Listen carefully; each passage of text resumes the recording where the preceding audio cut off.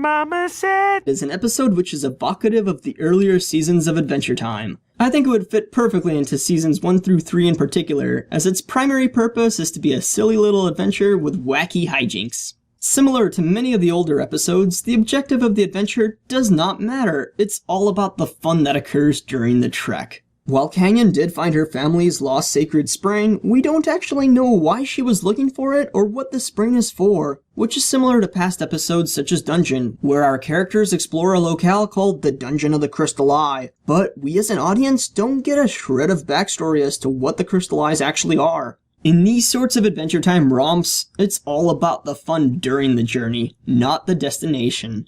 So my assessment is that this was a nice little episode for what it was, considering nothing of real significance took place in it. The plot does move along slightly in that Kinavu fires Finn and Jake, which can only mean his rule is drawing closer and closer to an end, and Finn and Jake get to become closer friends with Canyon. But overall, the appeal was the wackiness, and perhaps maybe the mushroom facts too.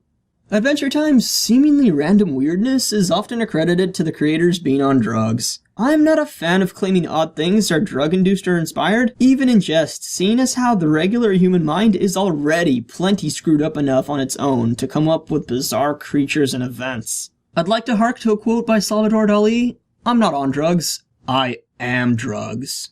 But this episode, perhaps its creation actually was, in part, aided by some, mind-altering ingestible, perhaps of a fungal variety, maybe?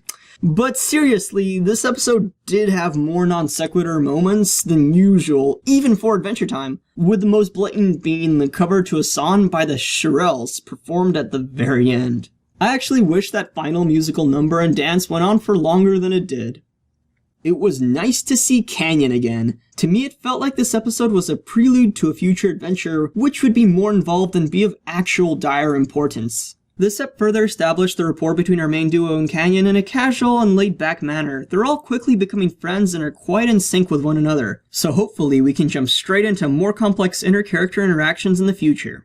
I have to say, I was slightly disappointed that we learn almost nothing new about Canyon. Everything we can infer about Canyon's personality from this episode is information we could have inferred from her previous appearance as well. She displayed the exact same character traits and showcased the same ability to control water, just like in Billy's bucket list.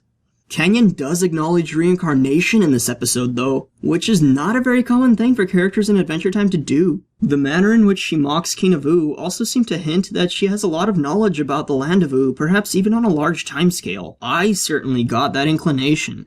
If she is indeed a water elemental of some sort, as her powers imply, she could be quite old relatively and thus very knowledgeable. Her being a long-lived person was supported by her appearance remaining youthful in contrast to Billy's aging. But I almost don't want this interpretation to be true because I think Adventure Time already has enough characters who are super long-lived. This episode marks the first time a scene with Kinavu had me burst out laughing. But really, it's the Banana Guard who gets to take the credit rather than Ku himself. I need to mention that Ku in Princess Bubblegum's casual attire at the start of the episode actually looked great, unironically.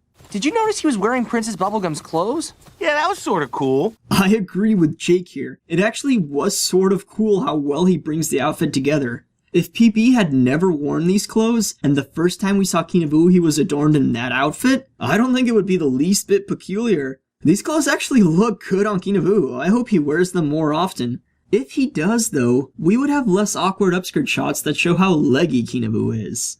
Would that be a blessing or a tragedy? That is for you to decide.